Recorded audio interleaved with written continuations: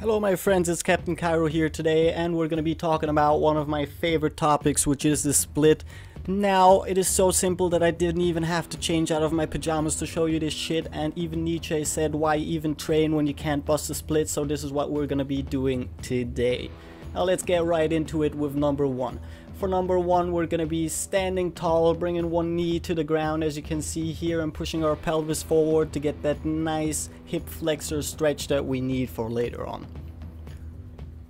Now you can put your hands on your knees or you can put them on the ground just for some extra added balance. Now for number two, we're going to be pulling our leg closer to our body, which is going to move the stretch from your hip flexors down to your quadriceps. You're going to have an even stretch on your whole leg, on your whole upper leg that is. And as you can see here in another perspective, just push forward with your pelvis and later on pull that leg closer to your body, point your toes upwards, and just gonna move the stretch, like I said, from your upper hip flexors down to your quadriceps also. Moving to number three, we're just gonna be sitting back and touching our toes. Now this is for our hamstrings, for our biceps femoris, and for our calves.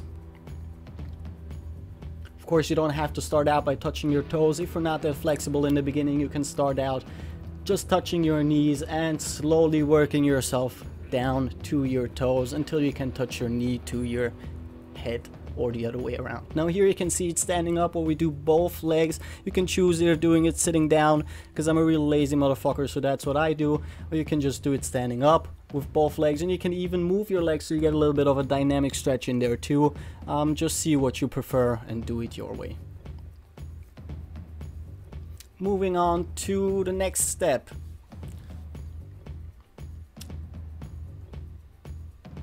Number four. Now this one's a little bit more complicated. We're going to be sitting down on one side, straightening out one leg and touching our toes while pushing our knees outwards on the other side. Now this is for inner thighs, just so we get that extra stretch in here, because sometimes people forget that their inner thighs are also stretched during a split, and you don't want that thing to rupture like cheese. And moving to number five, which is the split itself. So it just took 5 steps to do this. See, I told you how simple this is gonna be. Just take your time while going down and point your toes upward in your front leg. That's very important, so you get an extra stretch in your hamstrings. Now put your hands on the ground for some extra support.